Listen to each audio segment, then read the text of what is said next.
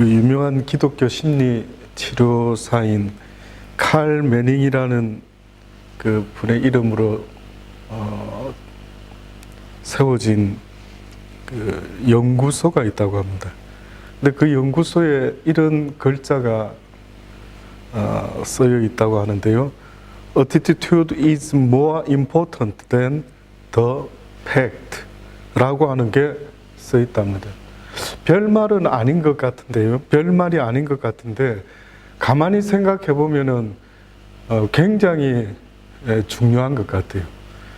어떤 환경이 중요하다라고 말을 하지만은요, 그 환경을 바라보는 나의 태도가 어떻느냐 하는 것은 더 중요합니다. 그래서 우리가 흔히 환난이다, 환난이다, 환난이다라고 말할 때도 환난을 환난으로 쳐다보면은 굉장히 힘들어지지만 환난을 환난으로 보지 않고 오히려 그 환난 앞에서 하나님께 기도할 수 있으면은 오히려 그것은 축복이다라고까지도 이야기를 합니다. 그러니 어떤 면에서는 누구의 인생이 뭐 어떻다 저떻다, 나보다 금수저다, 나는 흙수저다, 이렇게 이야기를 할 수는 있겠지만은, 그러나 실제로는 금수저와 흙수저가 되는 그 기준은 내 자신의 마음 태도가 어떻느냐에 따라서 그것은 달라질 수가 있다라는 사실이 맞습니다. 저 역시도 이것을 머리로는 젊었을 때부터도 알고는 있었지만요, 살아오면서 늘 저에게 부딪히는 부분은 환경을 보게 되는 거예요. 여러분은 어떻습니까? 환경을 자꾸 보다 보니까 거기서 낙심을 할 때도 있고 거기서 힘들어 할 때도 있고 막 이거 어떻게 해야 되지라고 생각하면서 갈 바를 알지 못할 때가 한두 번이 아닙니다. 얼마 전에 저는 절대 주권자이신 하나님을 이야기했죠. 절대 주권자이시다. 그분은 모든 것의 주권자시다. 우리는 아무것도 그분 앞에서 아니지만은 그분은 모든 것 되시는 분이시다라고 이야기를 했었죠. 근데 지금 이 시간에는 무엇이 우리에게 절대적인 것이 되어야 되느냐면, 주권은 여호와의 절대적인 권한이지만 믿음이라는 것은 우리의 절대적인 가치관이 되어야 됩니다. 그래서 성경에는 믿음 이야기가 누누이 나오는 것은요, 그 믿음이라는 것은 누구에게 꼭 필요로 하는 절대적인 가치냐라고 물어본다면 그것은 바로 저와 여러분에게 있어서의 절대적인 가치는 믿음의 가치입니다. 그러니까 저 사람 나쁜 사람, 못된 사람 뭐 그럴 수도 있고, 저 사람 똑똑한 사람, 또 덜 똑똑한 사람, 이렇게 말할 수도 있겠죠. 근데 실질적으로 하나님 앞에서 우리가 말할 수 있는 어떤 가치는요, 저 사람은 믿음이 있는 사람이야, 겨자씨보다도 더 큰 믿음이 있는 사람이야, 혹은 저 사람은 믿음이 없는 사람이다. 이것의 가치가요, 결국 하늘과 땅 차이의 가치가 된다라고 하는 것을 성경은 우리에게 말씀하고 있습니다. 근데 이 믿음 이야기를 할 때에 많은 사람들이 가장 크게 착각하는 게 있어요. 믿음이 시작된다라고 하는 것은요, 어떤 면에서는 하나님의 약속의 말씀이 전제되어 있어야 됩니다. 내가 원하는 신념, 내가 원하는 그 확신, 많은 사람들이 이 땅에서 뭐가 잘 되고 뭐가 되고 하는 것을 이야기할 때 믿습니다, 하나님. 나 이 땅에서 성공하고 출세하고 돈 많이 벌고 막 큰 집 짓고, 이것을 갖다가 아주 확실한 그 믿음처럼 이야기를 하는데, 그것은 믿음이 아니라 신념이죠. 그리고 그것은 기도할 것이 아니라 오히려 이 땅에서 부지런히 열심히 노력하면은 얻을 수 있는 겁니다. 그렇죠? 기도하고 노력도 안 하고 있는 그 사람이 이루어질까요? 아니면 이 세상의 꿈은 오히려 열심히 노력하는 그 사람이, 조금 기도하고 열심히 노력하는 그 사람이 얻을 수 있지 않겠습니까? 그러나 믿음이라고 하는 것은요, 이 땅에서 그 무엇인가가 이루어질 줄 믿습니다라고 하는 신념이 아닙니다. 그 믿음이라고 하는 것은 하나님이 내신 말씀에 대한 내 마음의 태도이죠. 그래서 우리가 잘 아는 것처럼 노아도 언제부터 믿음의 삶이 시작되었느냐라고 물어보시면 하나님께서 노아에게 방주를 지으라고 명령하신 그 순간부터 노아에게는 믿음의 삶이 시작된 겁니다.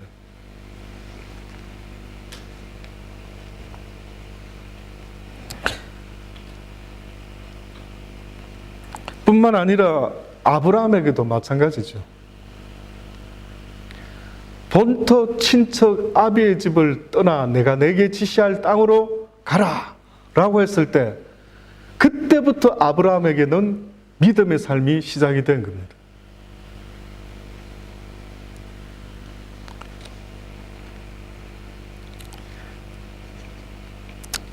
만약에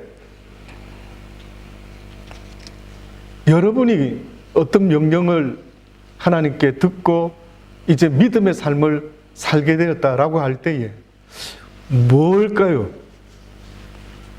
혹시 여러분은 하나님 앞에서 믿음의 삶을 살아간다라고 할 때 무슨 말씀을 들으셨기에 내가 이제부터 믿음의 삶을 살아가야 되겠구나 라는 생각을 혹시 해보신 적 있습니까? 하나님은 우리를 부르셨죠. 많은 사람들 가운데 우리를 부르셔서 지난 수요일도 말씀드렸는데 기억나십니까? 내가 택한 백성이다 아니다의 그 증거는 뭐에 달려 있다고요? 그 주님이 믿어지느냐 믿어지지 않느냐입니다. 이상하게 나는 믿어지고 어떤 사람은 도무지 믿고 싶어도 믿어지지 않는데요. 그래서 성경은 믿음으로 말미암아 믿음에 이르게 된다라고 하는 그 말씀은 그 첫 번째 믿음은 나의 것이 아니라 그분이 기프트로 나한테 주셔야 되는 거예요. 그래서 성경은 믿어지지 않으면 언더스탠 하기가 불가능한 책입니다. 그래서 첫 번째 하나님의 그 택하심과 은혜는 첫 번째 그 믿음으로 알 수가 있게 되는 거고, 그 다음에 그 믿음을 가지고 하나님의 말씀을 날마다 배우고 익히며 주야로 묵상하는 이 삶이 시작될 때에 점점점 장성한 믿음의 분량에까지 그의 믿음이 자라가게 되는 겁니다.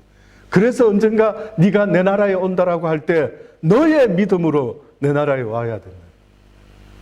그분이 주신 믿음, 당신이 나한테 믿음을 안 줬기 때문에 나는 이때까지 잘 못 믿고 살아왔습니다. 이렇게 말할 수 있는 게 아닌 겁니다.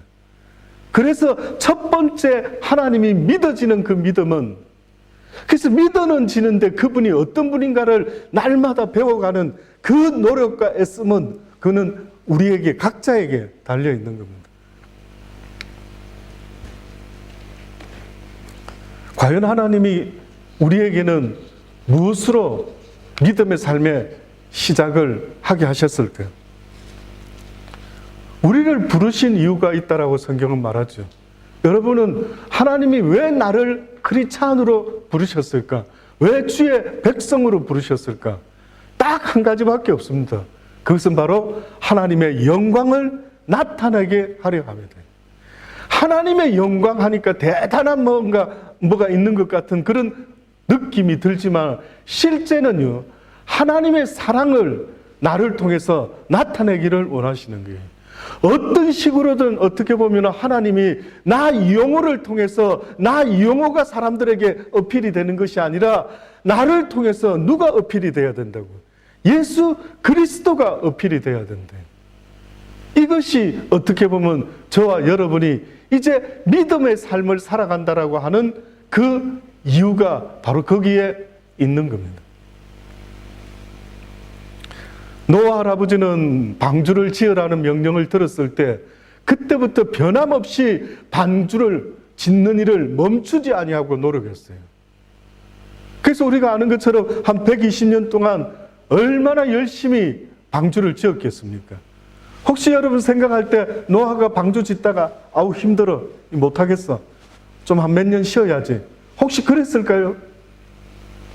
그렇지는 않았을 것 같아요.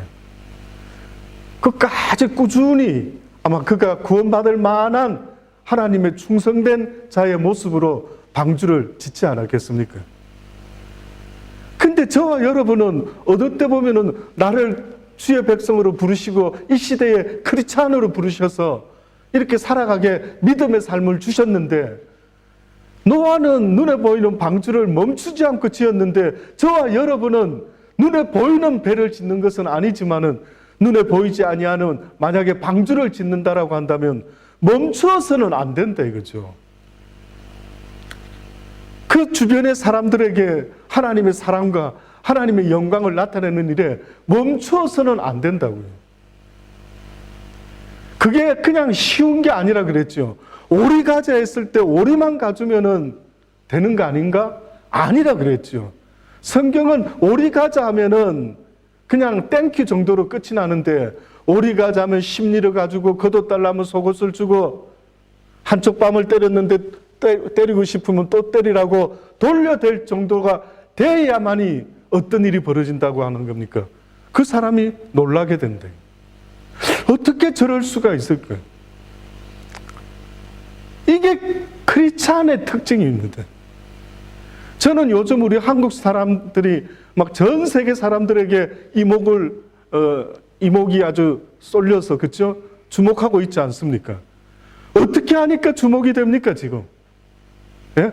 여러분 생각할 때 서양의 그 오랜 민주주의 국가들이 지금 이 조그만한 지구에서 유일하게 분단 국가인, 그러면서도 가장 적은 땅에서 팍팍하게 모여서 살고 있는, 자원도 부족하고 그러다 보니 그냥 교육 얼마나 치맛바람이 센지 모릅니다. 그런 데서 그렇게 치열하게 살고 있는 대한민국이 요즘은 막 위상이 막 갑자기 높아져가 저들을 봐라.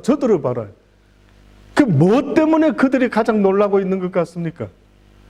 물론 뭐 진단 키트를 만들어내고 뭐도 한다 하지만, 제가 느끼기에는 이 사람들이 가장 자기들을 돌아보고 부끄러워하며 저들을 보아라라고 하는 것은, 대한민국 사람들이 사재기를 하지 않냐고 질서를 지키고, 질서뿐만 아니라 다른 사람을 배려까지 하고 자가격리하고 있는 사람들이 먹을 게 없을까 봐 박스를 만들어서 먹을 것을 담아가지고 그 배달하는 젊은이의 사진을 찍은 것을 보고, 그것을 보면서 어떻게 이럴 수가 있느냐. 얼마 전에는 일본인가요? 외국 사람이 일본 사람이 아닌 외국 사람이 한국 사람하고 결혼을 해가지고 사는 부부가 있었답니다. 그런데 대사관에서 어떻게 모든 한국 사람들 어디에 있는지 다 체크하고 뭐 이렇게 하고 있는 모양이에요. 근데 뭐가 소포가 배달이 됐대요. 이게 뭔가 하고 그 호텔에 갇혀 있는데 열어보니까 고추장, 그 다음에 신라면, 이런 몇 가지가 들어있더래요. 그 외국 남편이 깜짝 놀랐답니다. 그 외국 남편도 물이 좀 필요하고 뭐가 필요하다고 자기 나라에다가 대사관에다 연락을 해서 좀 도움이 필요하다 했대요. 그랬더니만, 죄송합니다. 지금 상황이 이렇게 개적으로 누굴 도와주고 할 수 있는 그런 여력이 안 됩니다. 죄송합니다. 이러고 전화 끊었대요. 그런데 한국에서는 그 백성, 그것도 외국 사람하고 결혼해서 사는 이 여인의 위치를 파악해가지고 그들이 자가격리되어 있는 상황에서 혹시나 고추장 못 먹고 스트레스 받을까봐, 그럼 한국 사람들이 꼭 원하는 그것 챙겨서 왔더랍니다. 그래서 그 외국 사람이 글을 올린 거예요. 와, 이런 이민족은 뭐지? 이 한국 사람들은 도대체 어떻게 된 사람들인데 이렇게까지 자기를 챙겨가지고 이걸 이렇게 보내오는지 자기는 이해가 안 된대요.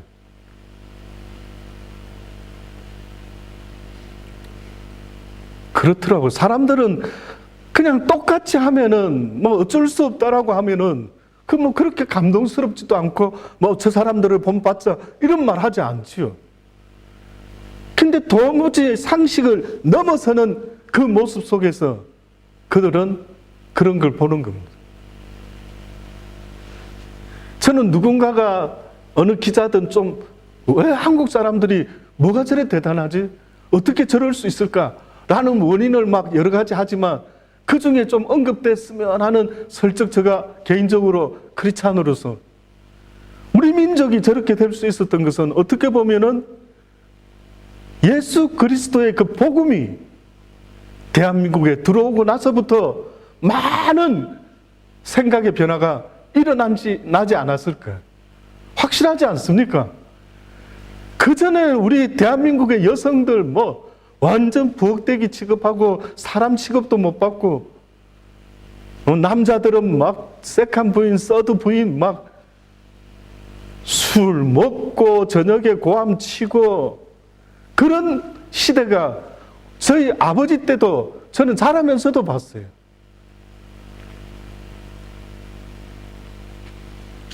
길에 갈 때도 가끔 보면 술 먹고 쓰러져 있는 가장들, 남자들.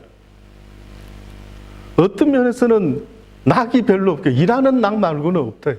그러니까 그들이 그냥 술로 그렇게 아마 보내는 것 같아요. 그럼 불과 그게 얼마 전이었습니다.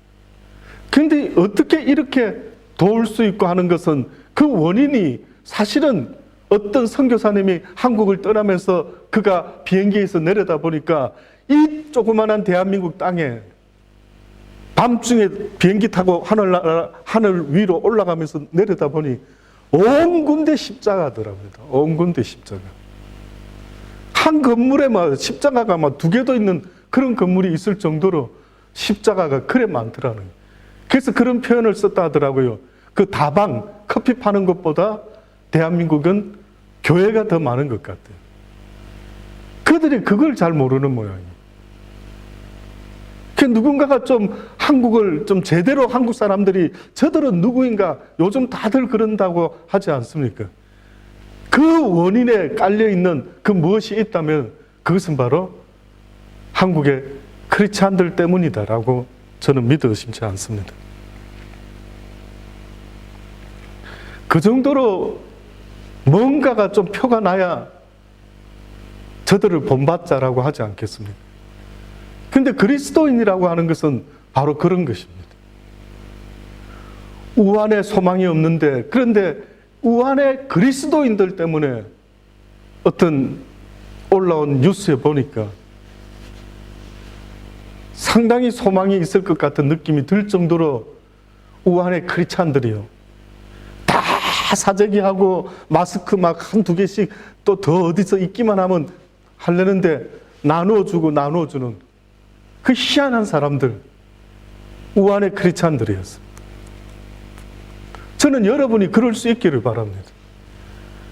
이 좋은 찬스 때 어떻게 보면 요즘같이 휴지 살려고 하는데 좀 있으십니까? 집에 휴지? 하나님, 휴지를 좀 많이 살 수 있도록 은혜 베풀어 주십시오. 그 차에 싣고 다니는 거죠. 그러다가 누군가 교우들 중에 아유, 이거 휴지를 못 샀어. 이거 어떻게 하지? 쩔쩔매는 사람이 있으면 옳지, 찬스다. 내가 미리 사놓은 게 좀 있는데 좀 쓰시죠. 왜 그런 생각은 안 들어오는가 몰라. 예? 다른 사람은 비즈니스 하려고 막 찬스만 생기면은 그 기회를 놓치지 아니하고 애를 쓰는데 저와 여러분은 믿음의 삶을 시작한다 할 때 노아 방주를 120년 동안 멈추지 아니하고 날마다 지었을 거 아닙니까? 그러면 여러분의 믿음의 삶의 시작도 뭔가로 시작이 됐다라고 한다면은 그 일이 멈추지 아니하고 날마다 시작돼야 될 거 아닙니까? 분명히 쉬운 건 아닙니다. 나도 어려운데, 나도 필요한데 그럼에도 불구하고 또 나누는 거죠. 그래서 크리스찬이 된다라는 것은 사실은 어려운 겁니다. 그래서 성경이 이렇게 말씀한 거죠. 너희가 나를 따라오려거든 너희가 나의 제자가 되기를 원한다면은 너를 부인해라는 거예요.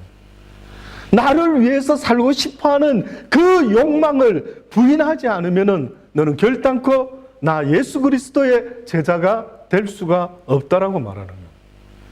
그러니 예수님의 제자가 된다라고 하는 그 첫 번째 주의사항은 네 자신을 부인하는 것. 또다시 말하면 너를 먼저 챙기는 걸 멈추라고 하는 거예요.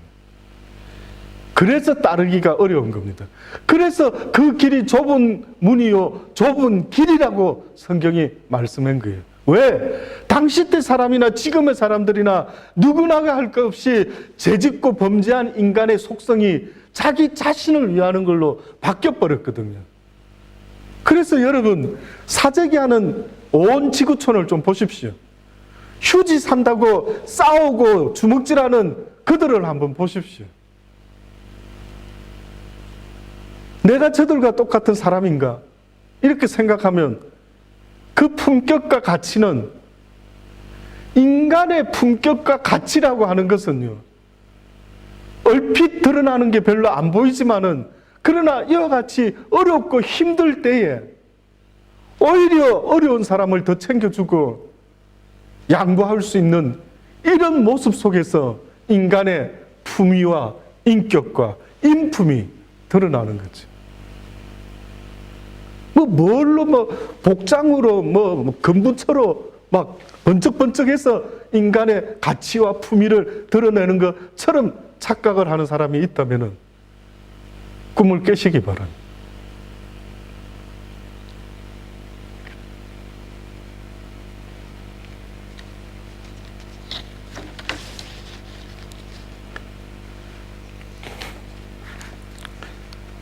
초대 교부 중에 요한 크리스톰이라고 하는 교부가 있었습니다. 참 하나님의 사람이구나, 크리스찬이구나 100% 느낄 정도로 그분이 깨닫고 복음을 전하는데 얼마나 많은 사람들에게 영향을 끼치는지 모릅니다. 그래서 그분이 원래는 요한이라는 이름이었는데 크리스톰이라는 이름을 나중에 사람들이 붙였어요. 그 뜻은 황금의 입이다라는 뜻입니다. 황금입. 그 입에서 나오는 구구절절 귀한 진리의 말씀은 황금을 쏟아내는 것과 똑같은 귀한 것으로 사람들이 느꼈던 모양이에요.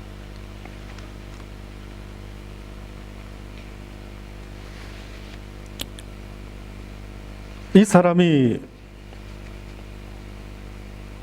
했던 이야기가 있습니다. 여러 이야기들이 있지만은요, 그의 믿음의 가치가 이래 빛나는 절대 가치의 믿음이 빛을 내는 때가 있었어요. 이때서야 비로소 이 사람의 그 믿음이 이런 거였구나 알 수 있었어요. 그게 뭐였느냐면, 잘 나가고 막 최고의 높은 성직자 자리에 올라가고 이럴 때는 잘 못 느꼈는데, 이 사람이 나중에 그 당시에 왕후와 황제에게 그 핍박을 받습니다. 그래가지고 핍박을 받다가 감옥에 들어가게 되는데, 감옥에 들어가면서 그가 고백하고 또 그 이야기가 사람들 귀에 전해진 그 첫 번째 고백이 뭐였느냐 하면은, 하나님이 나에게 조용한 기도의 방을 허락하셨대. 그래서 이 독방, 와우, 나에게는 기도의 방이다. 똑같은 환경을 쳐다보는데 그는 기도의 방으로 감옥을 쳐다봤어요. 가나안 땅을 하나님이 주시겠다고 약속을 했는데 이스라엘 백성들이 그 약속을 믿고 그까지 왔는데, 그 앞에서 정탐꾼을 보내고 그 보고를 들으면서 무슨 생각을 했느냐 하면은, 여호수아와 갈렙을 제외한 모든 사람들이 이거는 우리가 얻을 수 있는 땅이 아니구나 이렇게 생각했죠. 근데 똑같은 환경인데 어떤 두 사람은 뭐라고 이야기를 합니까? 이는 하나님이 우리에게 약속하신 허락된 땅이다. 젖과 꿀이 흐르는 땅이다. 그들이 비록 거인의 모습으로 살아가고 있지만은 우리가 봤을 때는 우리의 밥이다. 그렇게 말했어요. 그러니까 똑같은 상황인데도 바라보는 그 사람의 태도에 따라서 전혀 180도로 다르게 보이는 거예요. 그래서 이 크리스토는 독방의 감옥에 갔을 때에 그렇다 하나님이 나에게 기도의 처소를 예비해 주셨대. 이 소리를 듣고 황제와 왕후가 화가 나가지고 죄수들이 많은 아주 험악한 죄수들만 막 많이 있는 감방에다가 보내버렸어요. 그때에 그 감방에 갔을 때에 그는 뭐라고 이야기했는 줄 압니까? 하나님께서 나에게 이 죄인들에게 복음을 들을 수 있는 기회를 주셨다. 자기를 통해서 이 죄인들에게 복음이 전파될 수 있는 이 좋은 기회를 주신 하나님, 땡큐 가. 그리고 그 여러 죄수들과 함께 지냈던 겁니다. 또 이 소식을 들은 왕과 그 황제와 왕후가 안 되겠다. 사형시켜야 되겠다. 빼내서 이제 어디론가 보내어서 사형시키려고 했습니다. 그때 또 뭐라고 그는 말을 하느냐 하면은요. 성도의 가장 귀한 죽음, 순교.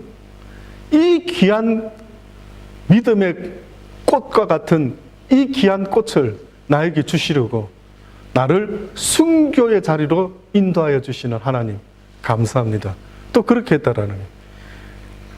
그래서 이 소리를 듣고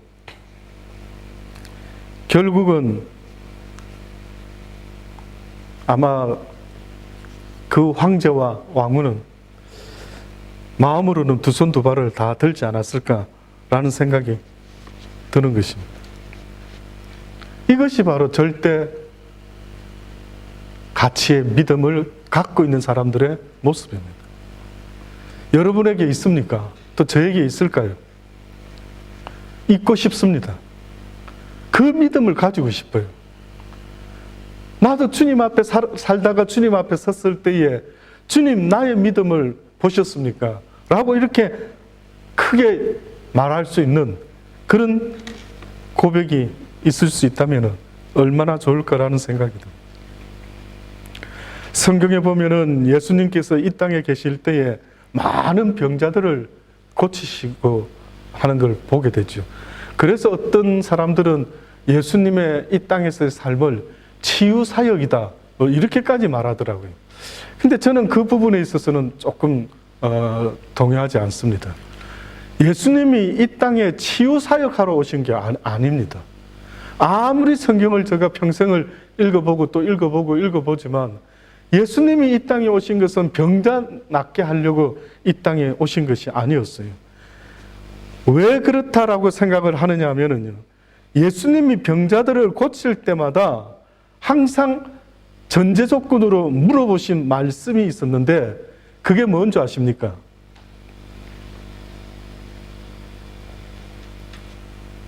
무엇 해주기를 원하느냐라고 물어보시고 내가 그렇게 해줄 수 있을 줄을 네가 믿느냐라고 물어보십니다.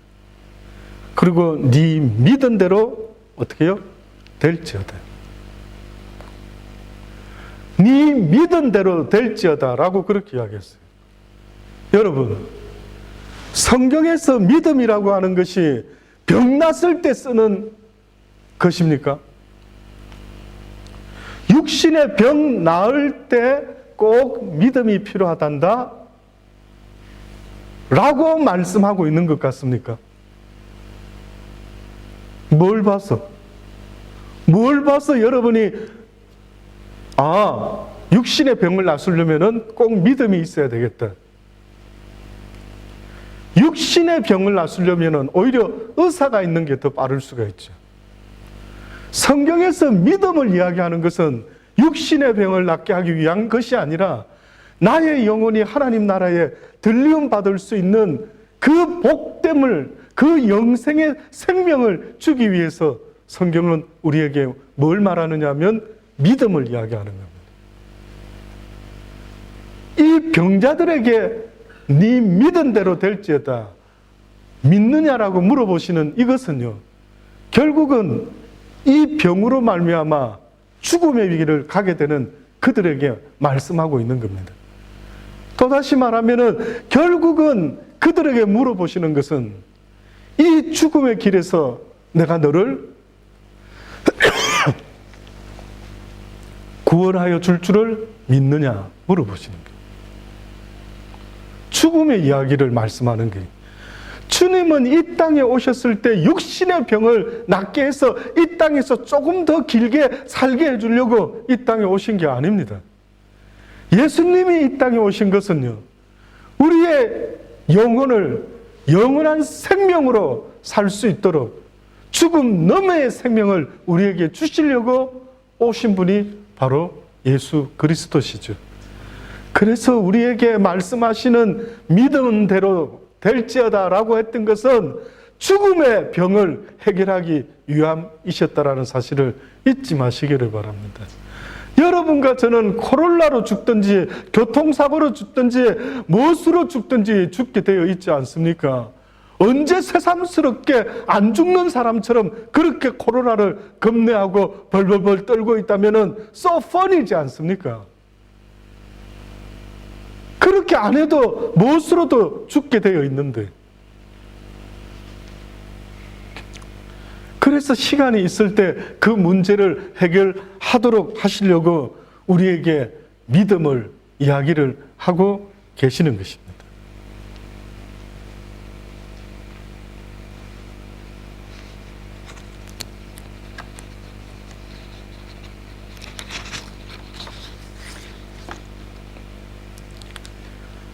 절대 주권의 그 절대 가치의 그 믿음.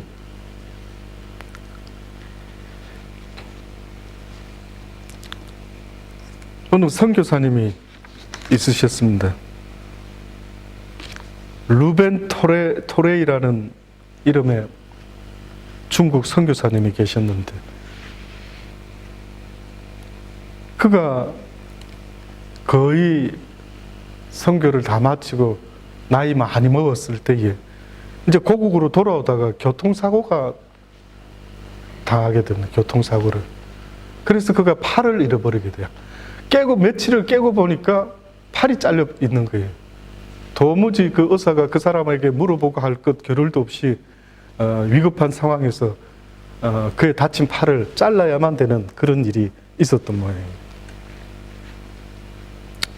얼마나 힘들까요? 쉽지 않습니다. 이게 뭐지? 왜 이런 일이 생겼지?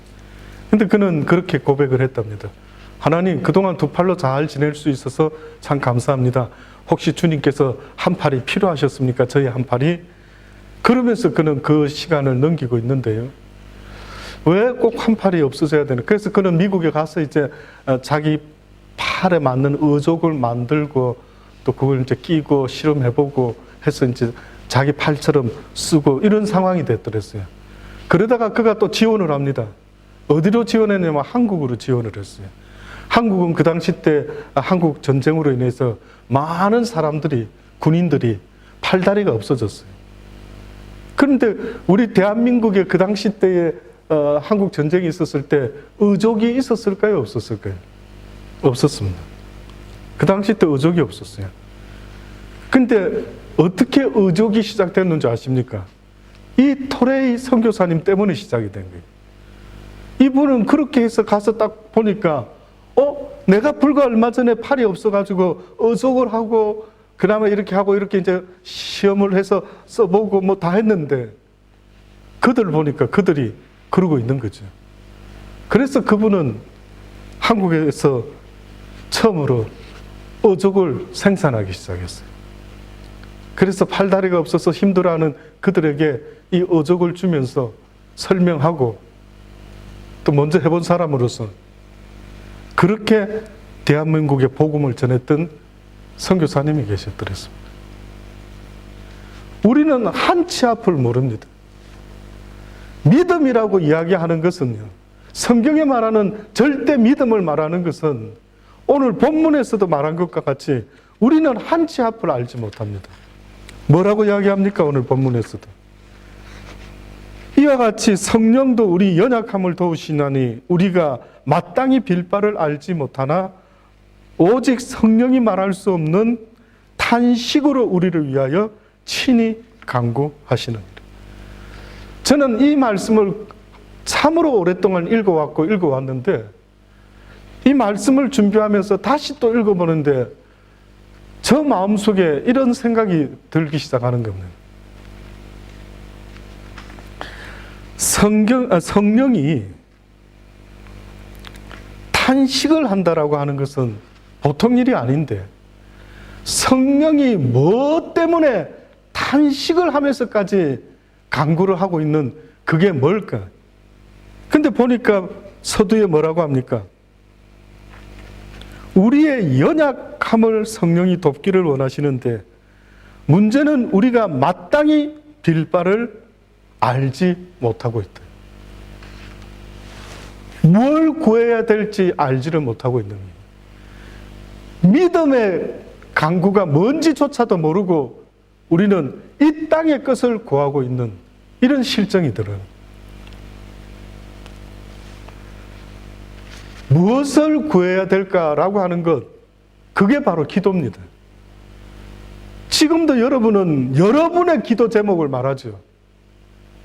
잘못된 겁니다, 사실은. 사실은 성경이 말하는 기도 제목은 하나님이 너희들에게 원하는 것이 무엇인가를 빨리 아는 겁니다. 다시 말하면 나를 왜 이렇게 지었을까? 나를 왜 대한민국의 한국 사람으로, 남자로, 여자로, 가난한 집에, 부잣집에 이런 외모로, 저런 모습으로 왜 하나님이 나에게 이런 모습으로 지으셨는가?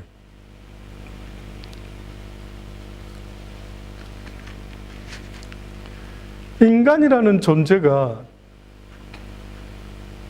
자기의 존재를 알지 못해요. 그 증거 중에 하나가 한치 앞을 알지 못하는 그것 때문입니다. 인간은 한치 앞을 모르는 그것 때문에 벌거벗고 있는, 눈 뜨고 있는 당달봉사와 같은 이런 모습이 되고 말았어요. 인간이 한치 앞만 안다면 대단합니다. 아주 대단한 파워를 갖게 되는 거예요. 죽음을 피해 다니고 뭐 복받을 일만 만들어내고 한치 앞을 알 수만 있다면 호주에 사는 게 좋을지 한국에 사는 게 좋을지 호주를 피하는 게 좋을지 한국을 피하는 게 좋을지 아무도 몰라요. 그러니 모르면 결국은 하나님께 어떻게 해야 될까요? 물어봐야 되지 않습니까?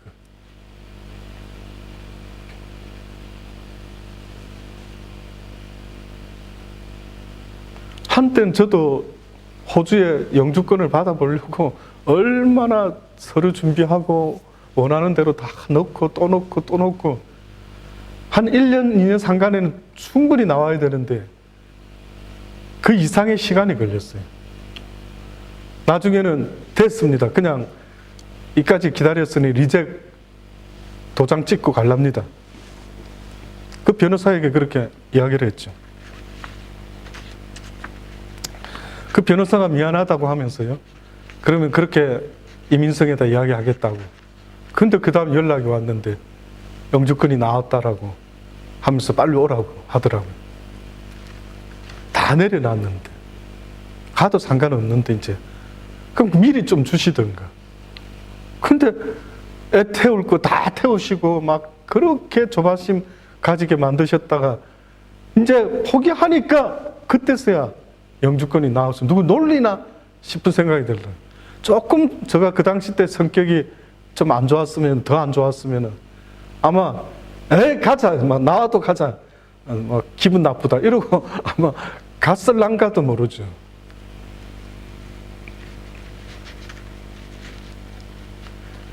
다 내려놓으니 그런 일이 벌어지더라고요. 저와 여러분은 한치 앞을 알지 못하지 않습니까? 내가 구해야 될 게 뭔지도 모르고 있다는 거예요. 호주에 사는 게 나한테 복일지 아닐지 우리는 한치 앞을 모르기 때문에 우리가 알 수 있는 게 아무것도 없는 거예요. 그러니 누구는 뭘 달라 하고 있는데 그게 나에게 유익이 될지 독이 될지 아무것도 모르면서 그러고 앉아 있는 거죠. 그러니 성령께서 보시는 기가 막히는 겁니다. 쟤 지금 뭐 하고 있는지를 모르는 거예요.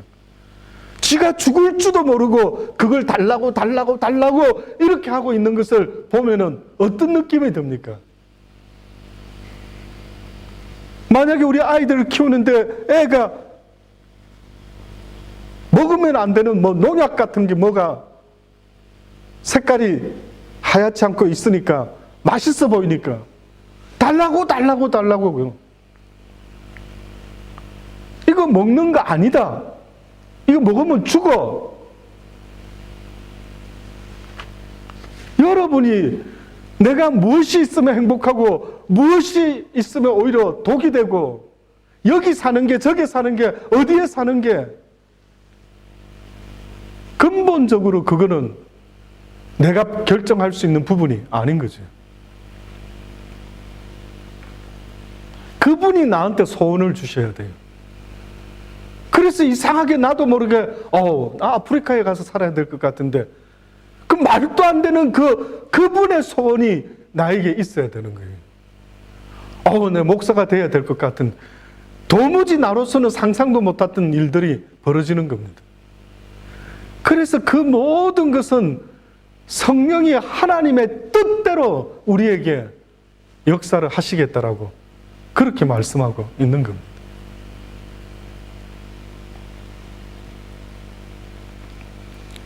얼마나 답답해 보이셨으면은 마땅히 빌 바를 알지 못하고 있대요. 뭘 구해야 되는지 전혀 모르고 있대요. 그래서 오히려 기도거리가 안 떠오르면은 주님, 내가 무엇을 구하기 원하십니까? 주님, 내가 어떻게 살아가기를 원하십니까? 주님께 여쭤보시는 지혜로운 저와 여러분 되기를 바랍니다. 마음을 감찰하시는 이가 성령의 생각을 아시나니 이는 성령이 하나님의 뜻대로 성도를 위하여 간구하십니다. 누구 뜻대로 간구한다고요? 하나님의 뜻대로요. 죄송한데 하나님은 여러분의 뜻에 관심이 있을까요? 없을까요? 없습니다. 우리 집사님의 뜻, 꿈, 희망 혹시 하나님이 관심이 한 몇 프로 있을까요?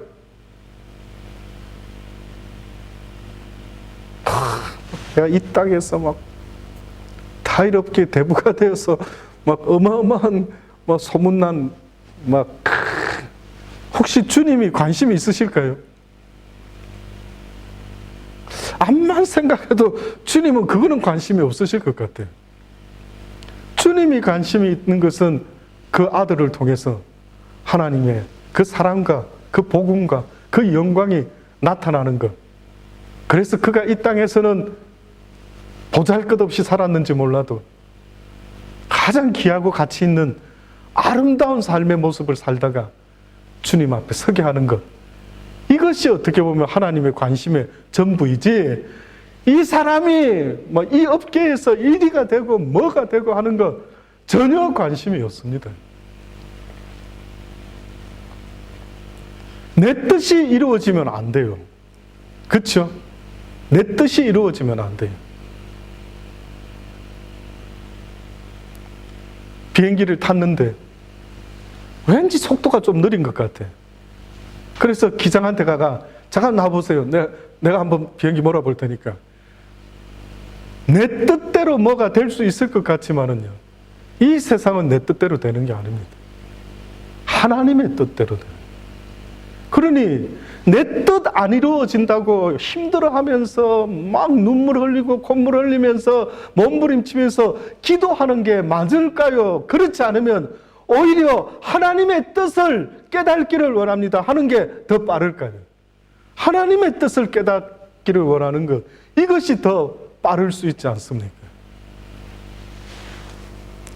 하나님의 뜻은 다른 데 있는데 나는 그 반대를 길을 쓰고 구하고 있으니 어떻게 하면 좋습니까? 그러니 단식하는 거죠. 그러니 성령께서 얼마나 답답하면 단식을 한다라고 그렇게 말씀하고 있습니다. 여러분은 여러분의 뜻대로 되어서는 안 되는 겁니다. 내 뜻대로 되지 말게 하시고 하늘에서 하나님의 뜻이 이루어진 것 같이 하나님의 뜻이 나를 통해서도 이 땅에, 이 시대에 이루어질 수 있도록 은혜 베풀어 주옵소서라고 기도하는 자가 있다면 하나님이 매우 기뻐하시지 않을까 믿어 심지 않습니다. 아들의 형상을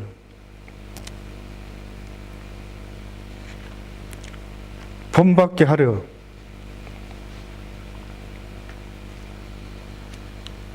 위하여 미리 정하셨으니 이는 그로 많은 형제 중에서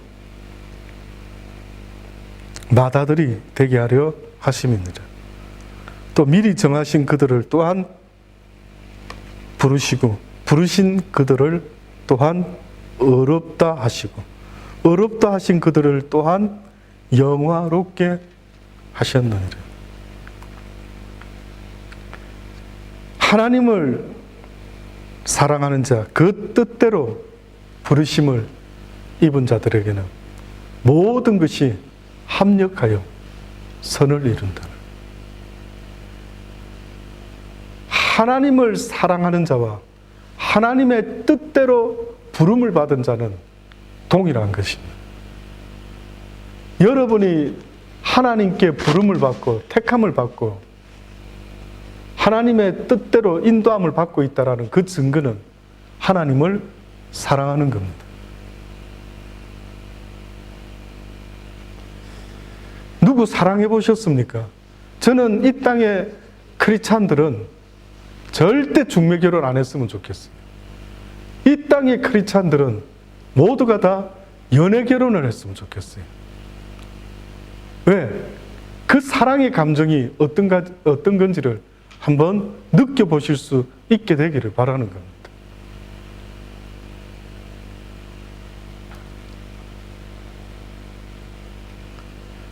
누군가를 사랑하게 되면 사람이 달라집니다. 그렇죠? 달라집니다. 저도 살면서 주변에 젊었을 때부터 시작해서 주변에 젊은 사람들을 보면은요, 벌써 사랑의 마음을 갖고 있는 사람들의 모습을 보면 굉장히 표정이 밝고 사랑스러운 것 같아요. 그리고 그 마음은 다릅니다. 그전에는 남자 옷을 보면 나하고는 전혀 상관없다라고 여자분들이 생각했겠지만 어느 순간에 남자 옷을 보면 무슨 생각이 납니까? 내 사랑하는 사람을 생각하면서 저 어울릴 수 있을까? 이쁘네 옷이. 그러죠. 뿐만 아니라 총각 때는 그렇게 탄산음료 즐겨 마셨죠. 근데 결혼하고 나니까 몸에 좋은 티를 마시라고 바꾸다 보니까 어떻습니까? 처음에는 막 뭐 이런 간섭을 이것까지 먹는 것까지 이렇게 간섭을 하지? 근데 사실은 엄밀히 따지고 보면은 사랑하기 때문에 간섭을 하지, 나하고 상관없는 옆집 아저씨가 뭘 먹든지 무슨 상관이 있습니까? 사실은. 맞죠? 그 달라진대. 그래서 사랑은 구속이다 이런 말까지 나올 정도로 사랑하기 시작하게 되면 희한하게도 몸에 좋은 거, 보기 좋은 옷들, 그 사람을 떠올리면서 이렇게 생각하게 되는 거예요. 근데 눈에 보이는 것은 이렇게 이야기하면 여러분과 제가 충분히 언더스탠드 할 수 있죠. 그러나 하나님에 대한 사랑 이야기를 하면 늘 어떻게 표현할 줄을 모르는 거예요. 어떻게 표현할 줄을 몰라는 거예요. 눈에 보이면 내가 어째 표현하겠는데, 우리 주님은 이런 옷이 어울리나? 우리 주님은 뭐 이런 거 좋아하시나? 뭐 나처럼 이런 티를 좋아하실까? 전혀 감을 못 잡는 거예요. 그래서 하나님이 성경에 뭐라 했습니까? 무엇이 그렇게 귀중한 율법입니까? 계명입니까? 라고 사람들이 물어봤을 때 그 첫째는 마음과 목숨과 힘과 뜻을 다하여 주 너의 하나님을 사랑하라. 아마 그까지 딱 들었을 때는 사람들이 거의 똑같이 이렇게 생각했을 거예요.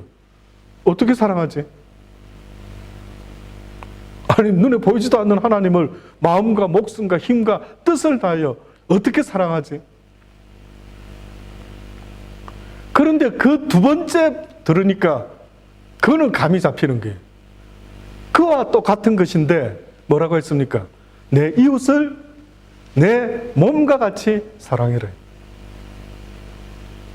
그거는 좀 알겠는데 내 이웃은, 그러면 우리 옆집에는 이 사람이 살고 있는데 이 생각을 또 했겠죠. 그러니 이웃에 대한 설명을 하시는 겁니다. 어떤 사람이 예루살렘으로 내려가다가 강도를 만나 피 흘려 죽어가고 있는데 제사장도 서기관도 그 누구도 그냥 어이구 하고 지나가 버렸지만, 그 당시 때 가장 멸시를 받던 사마리아 사람이 가다가 보고는 어떻게 합니까? 응급처치 기름으로 발라주고 주막에 데려다주고, 내가 일을 마치고 돌아올 때는 모든 걸 책임질 테니 좀 돌봐주십시오 하고 간 거예요. 그러면서 성경에 보니 뭐라고 말합니까? 이 강도 만난 자의 이웃이 누구겠느냐라는.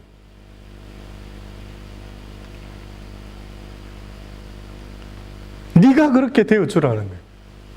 네가 그의 이웃이 되어주라는 거예요. 우리의 이웃이라고 하는 것은 지금 우리 옆집에 사는 사람을 성경은 가리켜서 우리 이웃이라고 말하는 것이 아니라 누구라고요? 강도 만나서 죽어가는 저들을 살릴 수 있는 이웃이 되어라고 말씀하고 있는 겁니다. 육신의 피를 흘리고 죽어가는 강도를 평생 한 번도 못 만날 수도 있지만은, 그러나 더 중요한 것은 영적으로 사단에게 강도짓을 당하고 피 흘려 죽어가는 수많은 영혼들을 하나님은 살려내라는 거예요. 그들에게 복음을 전해라는 거예요.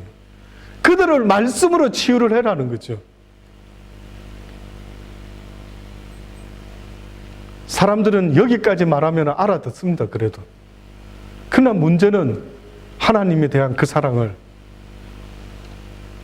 그렇게 제대로 하지를 못하는 겁니다.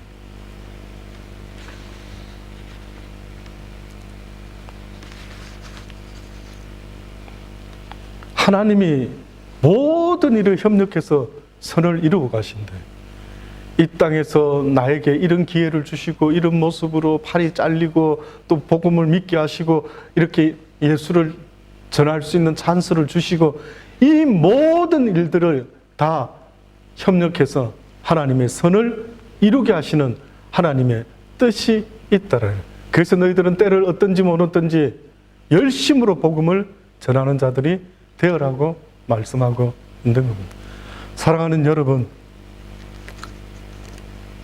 하나님을 믿는다면은 바로 이러한 절대 가치의 믿음을 갖고 있어야 된다라는 사실을 잊지 마시고, 사는 날 동안에 어떤 상황에서도, 어떤 환경에서도, 어떤 직업을 갖고 있는 가운데서라도 복음을 전하는, 그것보다 더 가치 있는 것은 없다라는 사실을 잊지 마세요. 그래서 나중에 주님 앞에 섰을 때 너 뭐 하다 왔느냐라고 물어보시면 나 목사하다 왔습니다 라고 하는 것도 중요할 수 있겠지만은 그렇지 않아요. 그래, 네가 몇 사람이나 주의 복음을 전했느냐 라고 물어보신다면 알 길이 없어요. 근데 어떤 사람의 내 이웃을 내 몸과 같이 사랑하는 그 귀한 말씀을 실천했던 그 어떤 사람은 평생에 한두 사람밖에 전도를 못했다 할지라도 하나님은 그 영혼을 옳은 대로 인도한 그에게 주는 상은 생각도 못한 아름다운 것이 될 것이라는 걸 성경은 약속하고 있습니다. 덧없는 삶, 어느 때 코로나로, 어느 때 교통사고로, 어느 때 어떻게 될 줄 모르는 한 치 앞도 알지 못하는 내가 붙잡을 수 없는 그것 때문에 걱정하고 근심하기보다 오히려 주님께 맡기고 담대함으로 이때가 바로 복음을 전할 수 있는 절호의 찬스다라고 생각하고 오히려 주의 사랑을 증거할 수 있는 저와 여러분 되기를 간절히 주의 이름으로 축원합니다. 기도하시겠습니다. 좋으신 아버지 하나님 감사합니다. 저희들이 이 어려운 환경 속에서 이 코로나라는 바이러스 때문에 어디 나가지도 못하고 갇혀있는 이 순간에 오히려 하나님이 우리에게 기도의 시간을 주신 거다라고 믿어 의심치 아니하고 날마다 그전보다 배 이상의 기도의 시간을 만들어낼 수 있는 저희들 되게 하여 주옵소서. 그래서 하나님이 오늘 이 시대에 또 이 순간에 나에게 뭘 원하시는지를 그 뜻을 밝히 깨닫는 복된 하나님의 사람들이 되어 하나님의 뜻을 이루어 드릴 수 있는 그러한 복된 하나님의 백성들 다 될 수 있도록 하나님 은혜 베풀어 주옵소서. 감사합니다. 예수님의 이름으로 기도합니다. 아멘.